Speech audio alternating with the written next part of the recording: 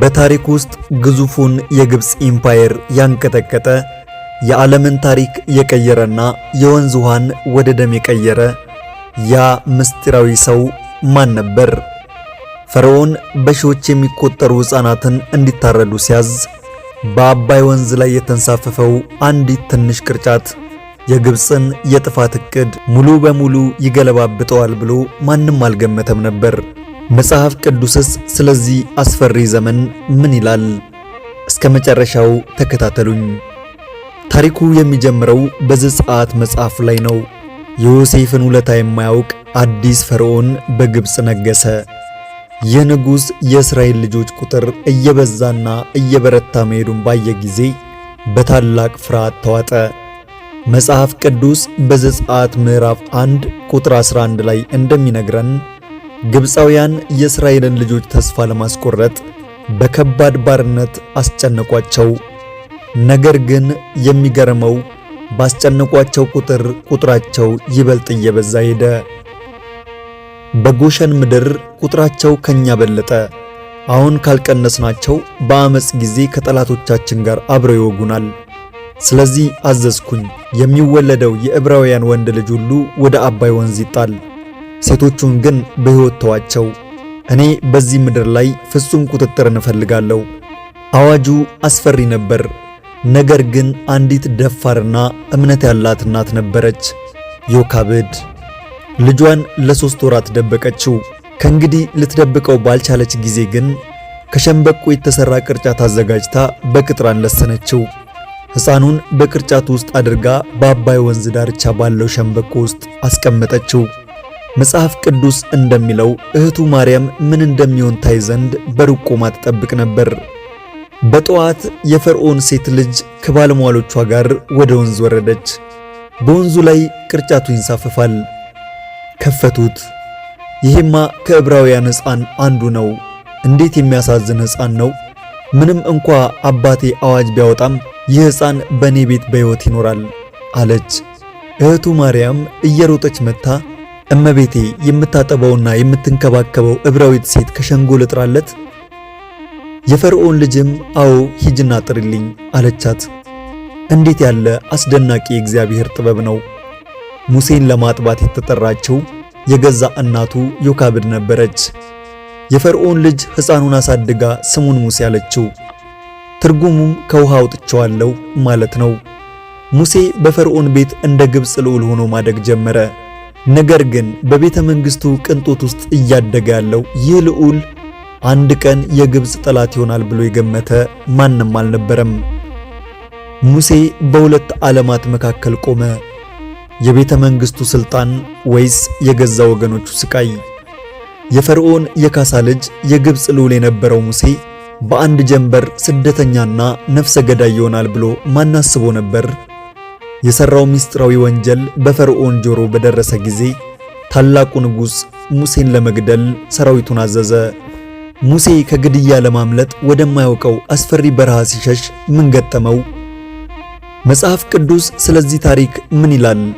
ታሪኩ የሚቀጥለው በዘጸአት ምዕራፍ 2 ላይ ነው።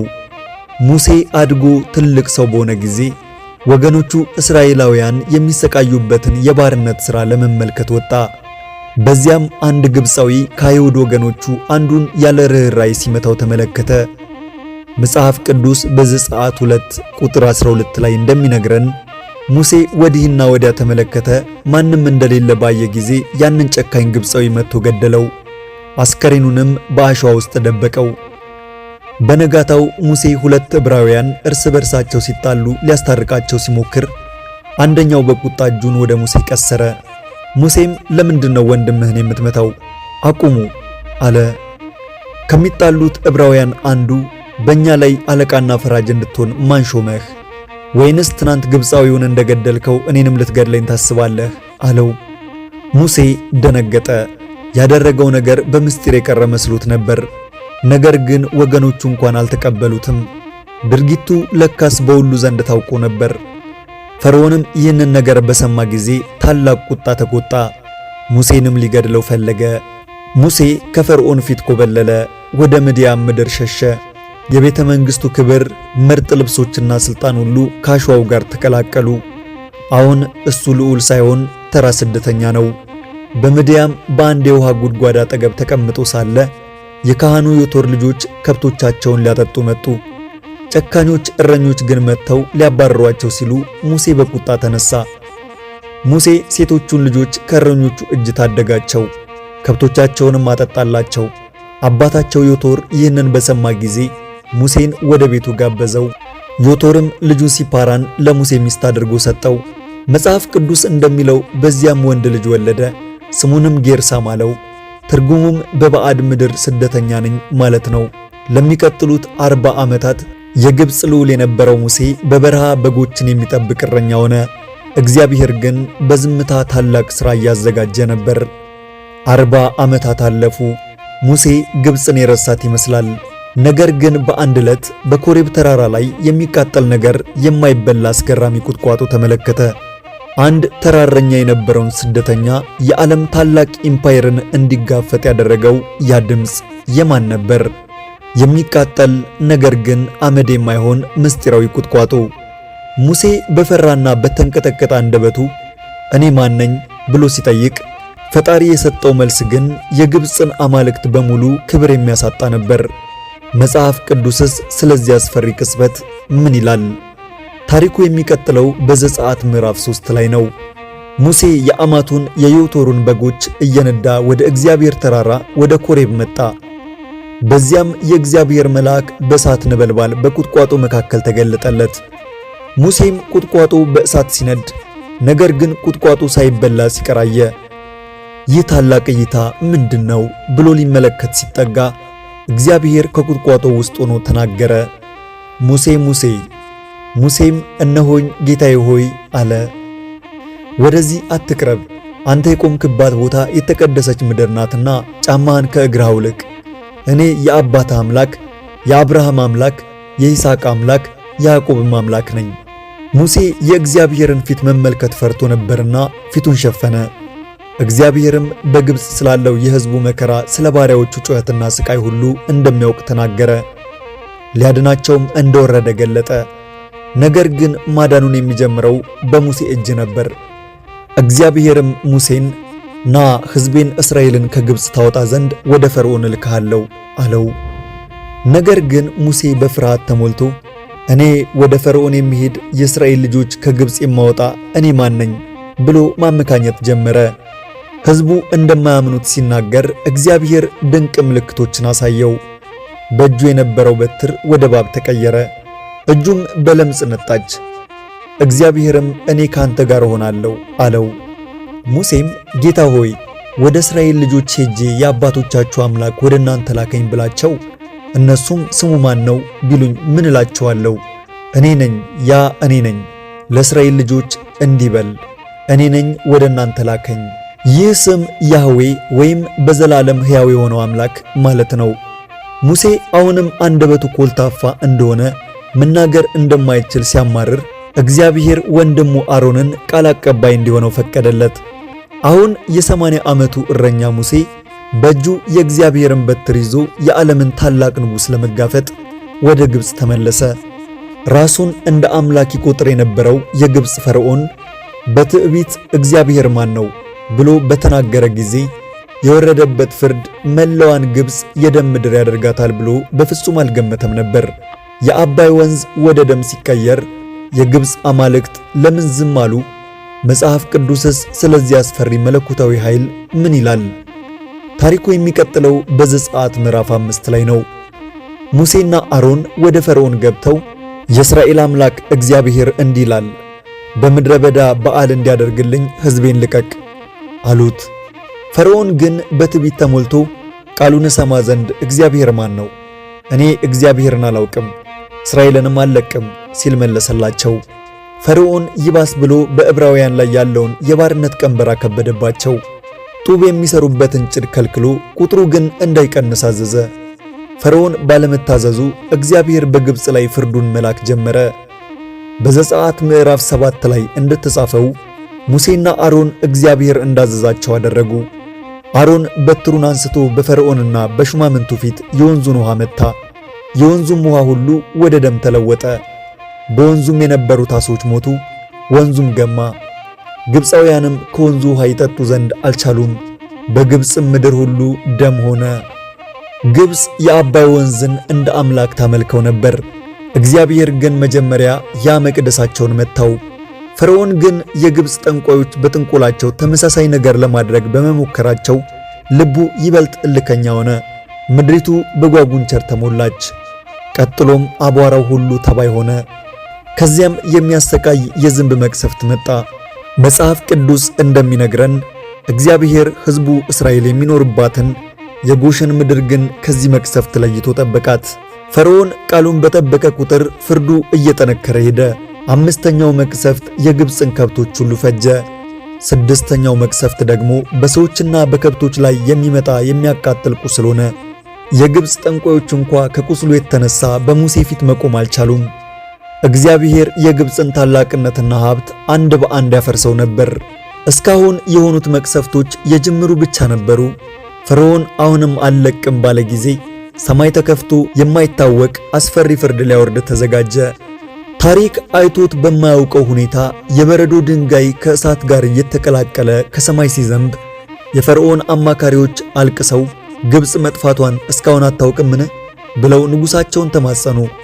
ነገር ግን ፈርዖን እምቢተኝነቱን በቀጠለ ጊዜ ፀሐይን እንደ አምላክ የምታመልከው ግብፅ ላይ መላውን ምድር ለ3 ቀናት የዋጠ አስፈሪና ሊጨበጥ የሚችል ከባድ ጨለማ መጣ። መጽሐፍ ቅዱስስ ስለዚህ አስጨናቂ ቅጽበት ምን ይላል? ታሪኩ የሚቀጥለው በዘጸአት ምዕራፍ 9 ላይ ነው። 7ኛው መቅሰፍት መጣ። ሙሴ በትሩን ወደ ሰማይ ዘረጋ። እግዚአብሔርም ነጎድጓድና በረዶን ሰደደ፣ እሳትም በምድር ላይ ወረደ። መጽሐፍ ቅዱስ እንደሚለው ግብፅ መንግሥት ሆና ከተመሠረተች ጀምሮ በዚያች ምድር ላይ እንደ እርሱ ያለ ታይቶ የማይታወቅ እጅግ በጣም ከባድ በረዶ ነበር። የበረዶ ድንጋይ የሜዳውን ተክል ሁሉ መታ፣ የጫካውንም ዛፍ ሁሉ ሰባበረ። በዘጸአት ምዕራፍ 10 ላይ እንደምናነበው 8ኛው መቅሰፍት መጣ።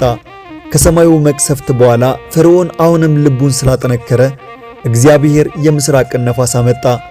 ነፋሱም የአንበጣውን መንጋ አስከተለ። አንበጣውም በግብፅ ምድር ላይ ሁሉ ወጣ፣ በምድሪቱም ላይ አረፈ። ከባድነቱም የላቀ ነበር። ከዚህ በፊት እንደዚህ ያለ አንበጣ አልነበረም፣ ከእርሱም በኋላ ደግሞ አይሆንም። የምድሪቱን ፊት እስኪጨልም ድረስ ምድሩን ሁሉ ሸፈነ። ከበረዶም የተረፈውን የሜዳ አትክልትና የዛፉን ፍሬ ሁሉ በላ። በግብፅም ምድር ሁሉ በዛፍም ሁሉ በሜዳ አትክልት ላይ አረንጓዴ ነገር አልቀረም። 9ኛው መቅሰፍት ግብፅ የምታመልከውን ትልቁን አምላክ የፀሐይ አምላክ የሆነውን ራ የሚያዋርድ ነበር። ሙሴ እጁን ወደ ሰማይ ዘረጋ። በግብፅም ምድር ሁሉ ላይ ለ3 ቀን የሚጨበጥ ጥቅጥቅ ያለ ጨለማ ሆነ። መጽሐፍ ቅዱስ በዘጸአት 10 ቁጥር 23 ላይ እንደሚነግረን ማንም ላለፉት 3 ቀናት ካለበት ስፍራ አልተነሳም። ለእስራኤል ልጆች ሁሉ ግን በመኖሪያቸው ብርሃን ነበረላቸው።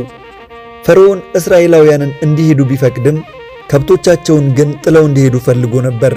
ሙሴ ግን አንድም ሰኮን አይቀርም በማለቱ ንግግሩ ተቋረጠ። ፈርዖን በቁጣ ተነሳ። ከፊቴ ሂድ፣ ዳግመኛ ፊቴን እንዳታይ ተጠንቀቅ፣ ፊቴን በምታይባት በዚያች ቀን ትሞታለህና ብሎ በታላቅ ቁጣ ተናገረው። ሙሴም እንዳልኸው ይሁን፣ እኔ ደግሞ ዳግመኛ ፊትህን አላይም አለው። ፈርዖን ሙሴን ከፊቱ አባረረው። ነገር ግን ሙሴ ከመውጣቱ በፊት መላዋን ግብፅ ለዘላለም የሚያስለቅስ ሌላ አንድ የመጨረሻና አስፈሪ መቅሰፍት እንደሚመጣ አስጠነቀቀው። 9 መቅሰፍቶች አልፈዋል። አሁን ግን 10ኛውና እጅግ አስፈሪው መቅሰፍት በግብፅ ላይ ሊወርድ ነው። የሞት መልአክ በግብፅ ምድር የሚያልፍበት ያቺ የመጨረሻዋ ሌሊት በሰው ልጅ ታሪክ ውስጥ እንደዚያች ሌሊት አስፈሪ ሌሊት አልነበረም። የፈርዖን አልጋ ወራሽ ልዑልን ጨምሮ የግብፅ የበኩር ልጆች ሁሉ በአንድ ሰዓት ውስጥ ለሞት የተዳረጉባት ያቺ ምስጢራዊ ሌሊት። ነገር ግን በዚያው ሰዓት በዕብራውያን ቤቶች ደጃፍ ላይ የተቀባው ደም ምን አይነት ተአምር አደረገ? መጽሐፍ ቅዱስስ ስለዚህ ታሪክ ምን ይላል? ታሪኩ የሚቀጥለው በዘጸአት ምዕራፍ 12 ላይ ነው። እግዚአብሔር የመጨረሻውን መቅሰፍት ከመላኩ በፊት ለእግዚአብሔር ልጆች ጥበቃ የሚሆን ታላቅ ትእዛዝ ሰጣቸው። እያንዳንዱ ቤተሰብ አንድ እንከን የሌለበት ተባት በግ እንዲያርድ ደሙንም በቤታቸው መቃንና ጉበን ላይ እንዲቀቡ አዘዛቸው። እግዚአብሔርም እንዲህ አለ፣ እኔ በዚያች ሌሊት በግብፅ ምድር አልፋለሁ፣ ደሙንም ባየው ጊዜ ከእናንተ አልፋለሁ፣ መቅሰፍቱም እናንተን ለማጥፋት በእናንተ ላይ አይመጣም። እኩሉ ሌሊትም በሆነ ጊዜ እግዚአብሔር በዙፋኑ ላይ ከተቀመጠው ከፈርዖን በኩር ጀምሮ በግዞት ቤት እስከነበረው እስከ ምርኮኛው በኩር ድረስ በግብፅ ምድር ያለውን በኩር ሁሉ የከብቱንም በኩር ሁሉ መታ። ፈርዖንም ባሮቹም ሁሉ ግብፃውያንም ሁሉ በሌሊት ተነሱ። የሞተ ልጅ የሌለበት ቤት አልነበረምና በግብፅ ታላቅ ልቅሶ ሆነ። ፈርዖን የሞተውን ልጁን አቅፎ እያለቀሰ በታላቅ ድንጋጤና ፍርሃት ሙሴንና አሮንን በሌሊት አስጠራቸው። ተነሱ፣ ከሕዝቤ መካከል ውጡ፣ እናንተም የእስራኤልም ልጆች ሂዱና እንዳላችሁት እግዚአብሔርን አምልኩ። ከብቶቻችሁን በጎቻችሁንም ይዛችሁ ሂዱ፣ እኔንም መርቁኝ አለ። የፈርዖን ኩራትና ትዕቢት ሙሉ በሙሉ ተሰበረ።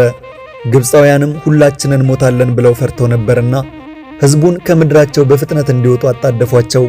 እስራኤላውያንም የሊጣቸውን ዕቃ በልብሳቸው ጠቅልለው በጫንቃቸው ላይ ተሸክመው ከዚህም በላይ ላለፉት 400 ዓመታት በባርነት ለደከሙበት ዋጋ ከግብፃውያን የብርና የወርቅ ዕቃዎችን እንዲሁም ልብሶችን ወሰዱ። ግብፅንም በዘበዟት። ከ600,000 በላይ እግረኛ ወንዶች ከሴቶችና ከሕፃናት ጋር ታላቅም የከብት መንጋ ይዘው ከግብፅ ወጡ። መጽሐፍ ቅዱስ እንደሚነግረን የእስራኤል ልጆች በግብፅ የኖሩበት ዘመን 430 ዓመት ነበር። በትክክል በዚያች ቀን የእግዚአብሔር ሰራዊት ሁሉ ከግብፅ ምድር ወጣ። እግዚአብሔርም መንገዱን ሊያሳያቸው በቀን በደመና አምድ፣ በሌሊት ሊያበራላቸው በእሳት አምድ በፊታቸው ይሄድ ነበር። በመጨረሻም ነፃ ወጡ። ነፃነቱ ግን ገና አልተጠናቀቀም ነበር። ፈርዖን የልጁን ቀብር እንደጨረሰ ልቡ እንደገና ተለወጠ። እንዴት እስራኤልን ለቀቅናቸው በማለት በታላቅ ቁጣ ምርጥ የጦር ሰረገላዎቹን ይዞ አሳደዳቸው። አሁን እስራኤላውያን በሁለት አደጋ መካከል ገቡ። በፊታቸው አስፈሪው ቀይ ባህር፣ በስተጀርባቸው ደግሞ ጨካኙ የፈርዖን ሰራዊት። በፊትህ አስፈሪ ባህር፣ በስተጀርባህ ደግሞ ሊገድልህ የሚጋልብ የጠላት ሰራዊት ቢኖር ምን ታደርጋለህ? በሚሊዮን የሚቆጠሩ እስራኤላውያን ተስፋ ቆርጠው በግብፅ መቃብር አጥተን ነው እዚህ የመጣ ነው ብለው በሙሴ ላይ በጮኹ ጊዜ እግዚአብሔር ለዓለም ታሪክ የማይረሳው ታላቅ ተአምር አሳየ። ባህሩ ሲከፈል የፈርዖን ሰራዊትም የውሃ መቃብር ሲሆን ምን ተከሰተ? መጽሐፍ ቅዱስስ ስለዚህ ታሪክ ምን ይላል? ፈርዖን በ600 ምርጥ የጦር ሰረገላዎችና በሰራዊቱ ታጅቦ እስራኤላውያንን በባህሩ ዳርቻ አገኛቸው። ሕዝቡም ፈርዖን እንደቀረበ ባዩ ጊዜ እጅግ ፈሩ፣ ወደ እግዚአብሔርም ጮኹ።